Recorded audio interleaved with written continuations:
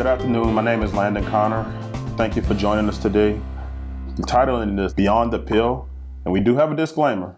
Do not go against your doctor's advice. Consult with him first before the advice you're about to hear today. And I'm going to introduce you to Miss. My name is Vio Vanterpool. How are you? I'm doing well. How you doing today? Happy to be here. I'm blessed to be here. So, Ms. Vio, tell me a little bit about yourself. What sparked the holistic remedies and the holistic medication and path that you're on? Well, basically, I've developed this passion. About 17 years ago, I had a fiance who passed away in 2001 from cancer. We became really, really close. The cancer basically came out of the blue. And I saw how much he endured as far as with chemotherapy and radiation, and then he had to undergo chronic pain. So I could not see him suffering like that. So basically, that is what sparked my interest in holistic remedies. I told myself there has to be a natural way of relieving his pain, relieving his suffering, other than putting toxins in his body, because that's what chemotherapy is. It's nothing but putting toxins in your body that destroys not only the bad cells, but also the white blood cells, which is what your immune system needs to fight disease. So having said that, I started doing a lot of research, and I started doing a lot of reading, and I started developing programs for him that were natural. And I really know that I helped stretch his lifespan because of that. So he is my biggest inspiration. Because of him, I basically developed a passion for wellness and holistic remedies. And I have also passed that along to people that I think need to help or ask for help. So basically, that's been my biggest inspiration. Okay. I'm not sure if you're noticing that, but my day job is a pharmacist. Oh, okay. So very interesting. So I know you're expecting me to combat everything that you're saying with medical advice. But honestly, ironically, I do look for solutions beyond the pill. Because as you know, there are a slew of side effects that come from different medication, whether it's cancer, whether it's high blood pressure, whether it's diabetes. And if you ask yourself, like if a layperson asks themselves, why? If I'm on my high blood pressure medication, why aren't I healing? It's because I found that you're treating symptoms and not cutting off the underlying cause. Correct. Now, with cancer, I have done some consultations with cancer, and I found that they're inflamed. Did you have any type of situations where the fiance became depressed because of the inflammation and not seeing like there's a hope before you went holistically? Absolutely. And I have a prime example of that. Because he was in so much pain, because not only because of the tumor, but because of the effects of the chemotherapy and radiation, which basically damaged his nerves a great deal. He was on a slew of medications, which I call the white pill. He was on OxyContin, he was on Neurontin, he was on Zoloft for depression. And if you've been a pharmaceutical, I'm sure you know the effects of taking OxyContin and Neurontin. They're narcotics. Yes. So half the time, they basically it's like you picture yourself cutting yourself, you put a Band-Aid on it. But your skin is really, that cut is really not healed. You just basically put in that Band-Aid for the blood to stop. So that's what OxyContin and Neurontin does. But at the end, it came with a slew of side effects that he underwent. We're talking about depression. We're talking about hallucinations. We're talking about temporary relief. So that was my frustration, So I basically found that simple little things that we eat every day serve as the most powerful painkillers out there. God designed our bodies. He is our designer. So wouldn't you think that he would have designed the remedies out there for when we become ill, when we go through all these diseases versus a man-made pill? So because of him and because what I experienced with him, that's why I believe so strongly in these holistic medications. So it's just not me talking about them, it's me having experienced them and watching it work with someone that I, love dearly. Okay. I'll ask you this. How's that help others come to you and look for, has it helped others come to you and look for some type of solution, some type of remedy, something other than pop a pill? So, Yes, absolutely. Most recently, I have a very good testimony. As a matter of fact, I have an ex-coworker who has become a very close friend of mine, and we were in training together at the same employer. And I remember every single morning at 7 o'clock in the morning, she would go to the cafeteria and come in with this huge container full with grits with melted butter on the top, corned beef, and a tall glass of soda. yikes. Coke.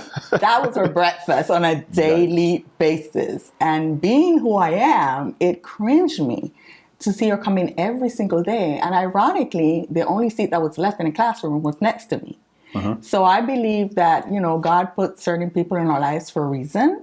And I strongly believe that it was meant for her to sit next to me because I made it my duty. She became my little project. It was a really hard project, but, it, became my project to kind of educate her because I could not sit there and watching her come in and eating such foods, knowing the damage it was doing to her. So slowly but surely, I became close to her. And I started talking to her about the effects of her, feeling the way she was feeling. Every afternoon, she would be complaining about her energy dropping, fatigue. She was on high blood pressure medication. She was on high cholesterol medication. And she believed that was the way to go. As a matter of fact, I remember one day she told me, I think I'm going to be taking this.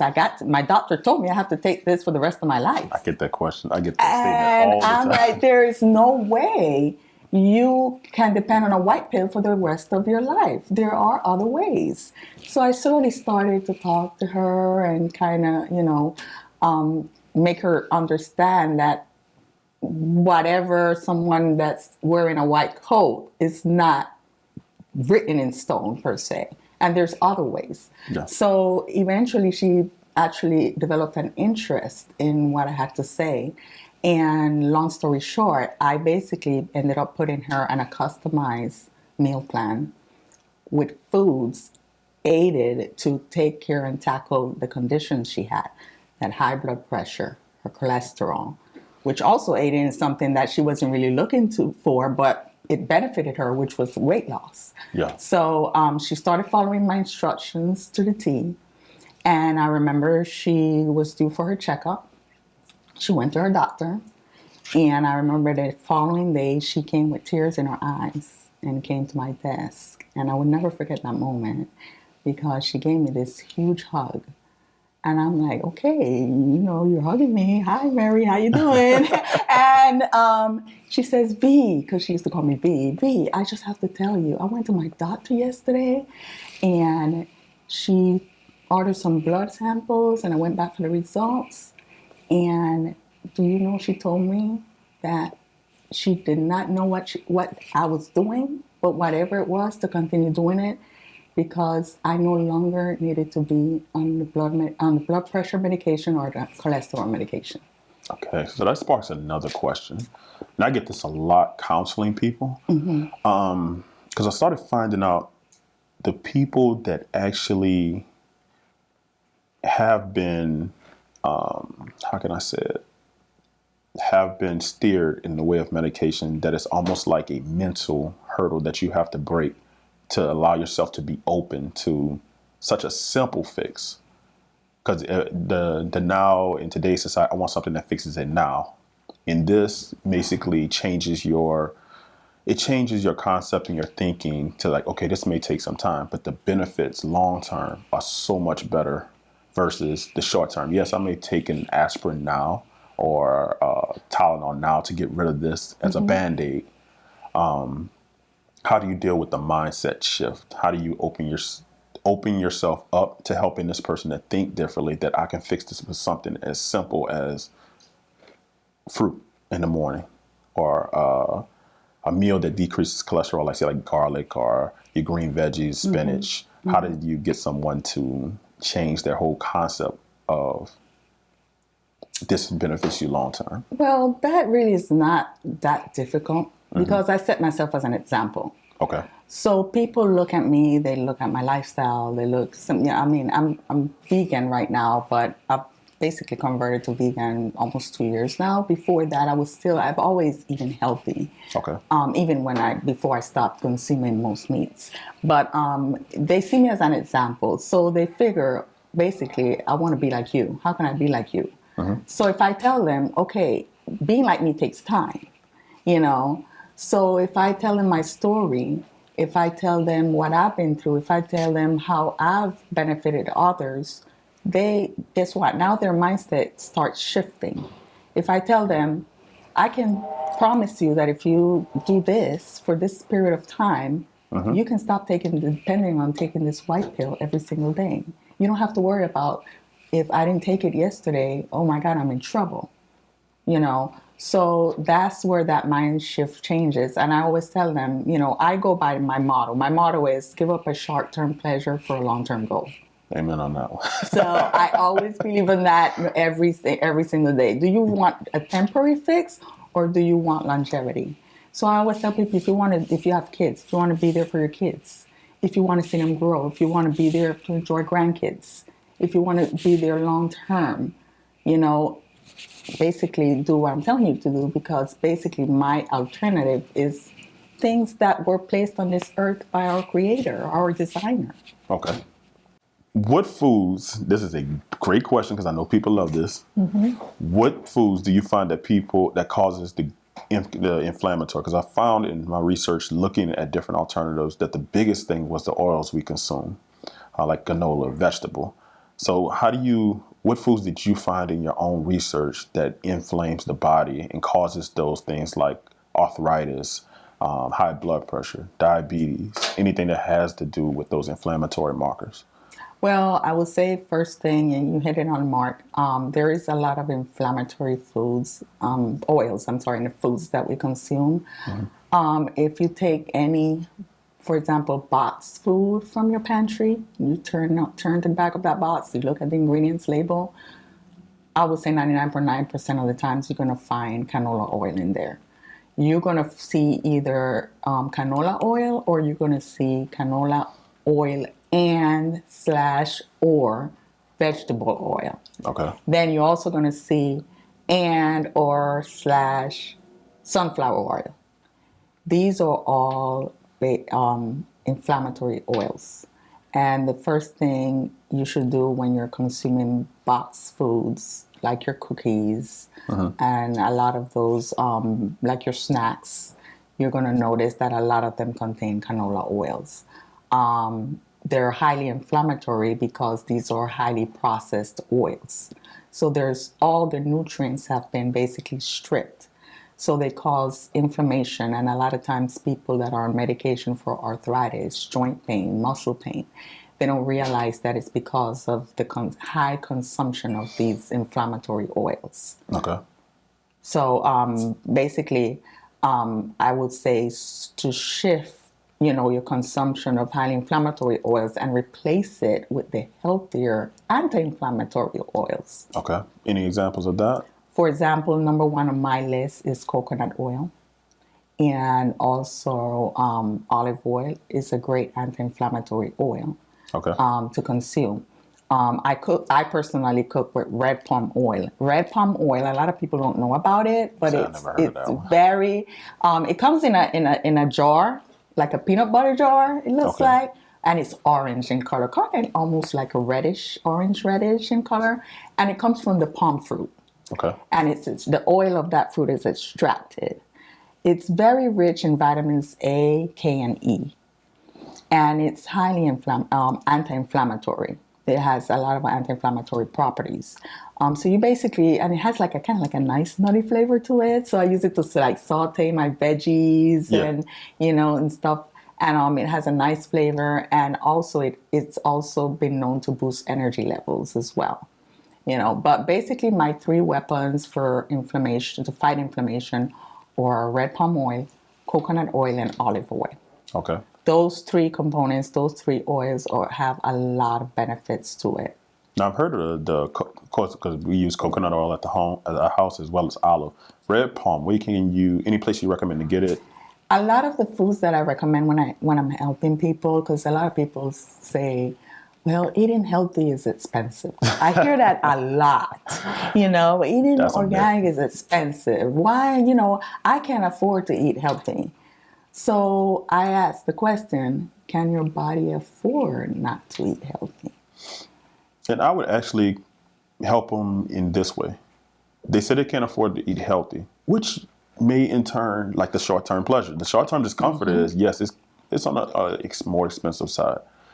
But think about if you didn't have insurance from the medical side.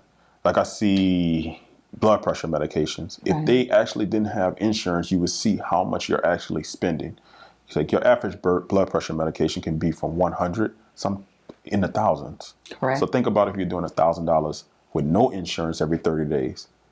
It's not so bad to get that orange or that red. Correct. So that's kind of how I want people to start looking at it. But it's like, oh, I got insurance.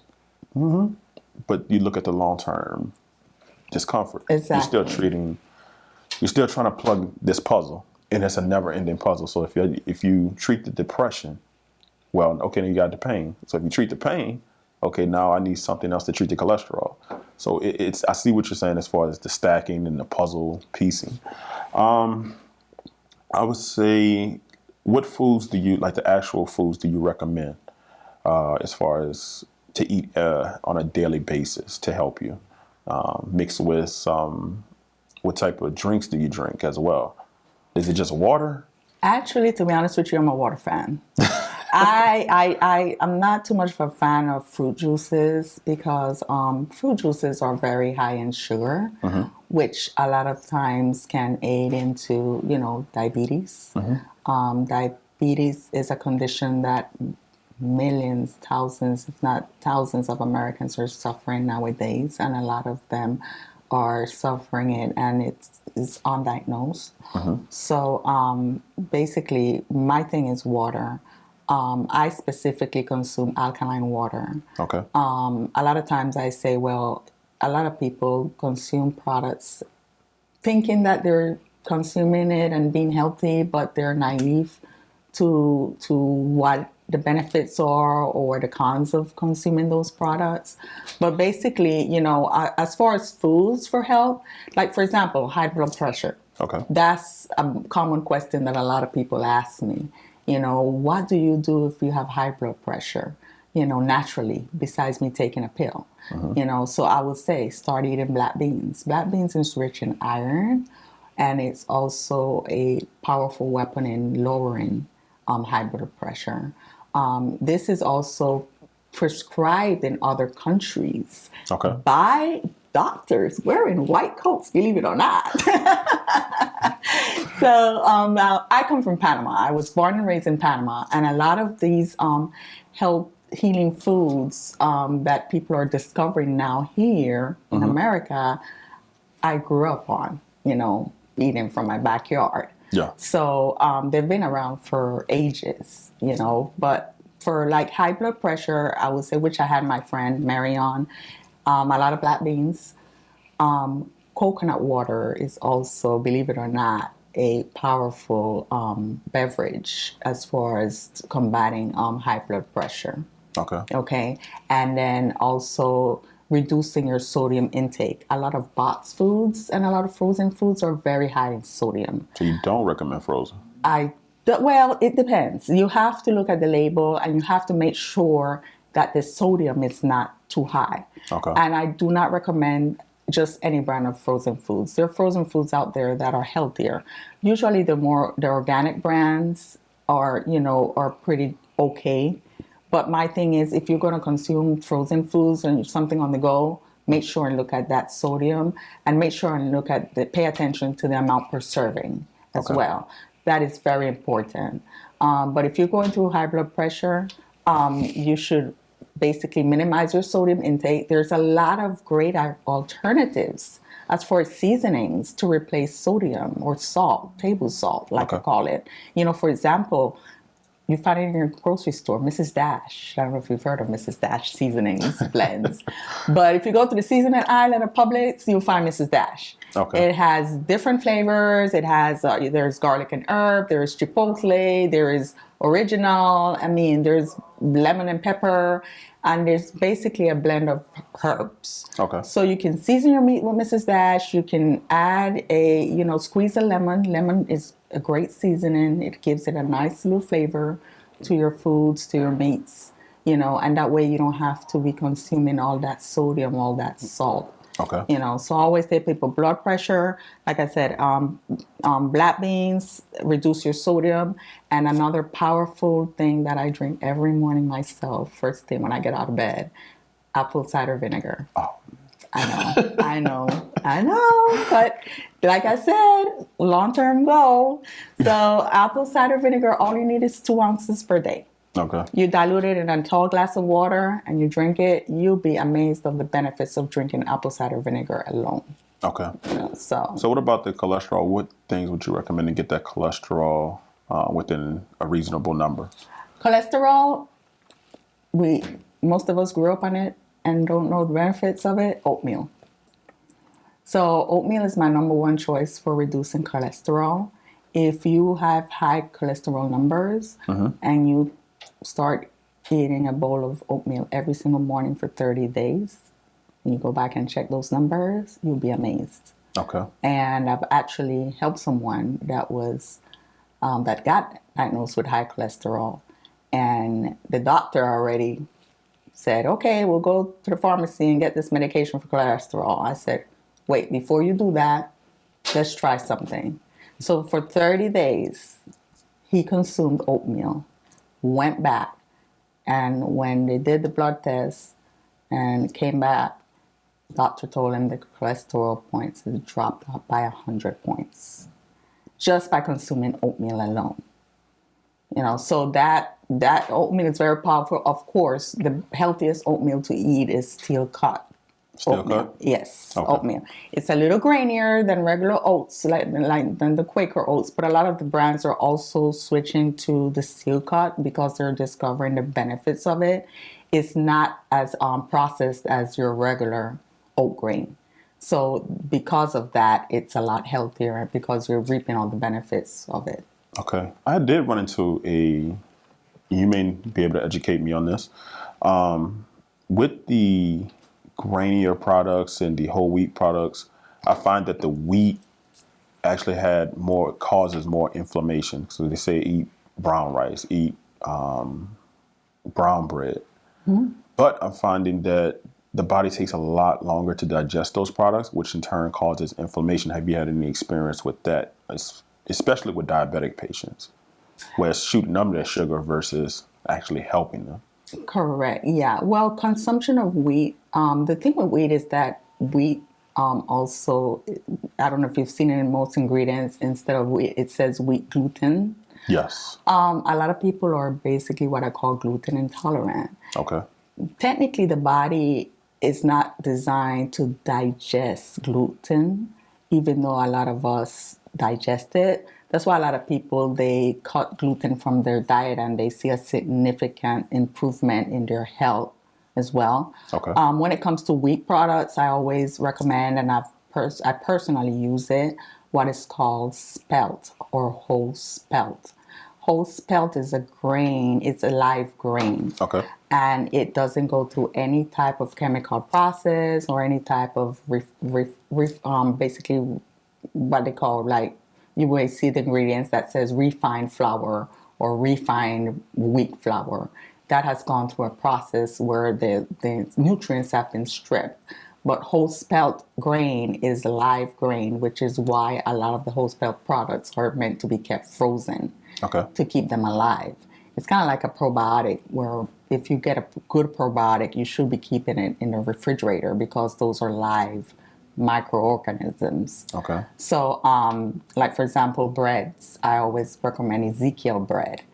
Ezekiel bread, if you go to Publix, you'll see it in your regular, not in your fridge, you'll see it in the freezer. Freezer? Okay. Because they're live grains, But I will say, I'm not saying stay away from wheat products. I would just say kind of get more educated on it and start consuming more of the live grain products than the whole wheat, because a lot of times people think that by eating whole wheat, they're thinking they're eating the healthier version. But you have to pay attention of the fact that a lot of the wheat products are also processed, and that's the problem. Okay.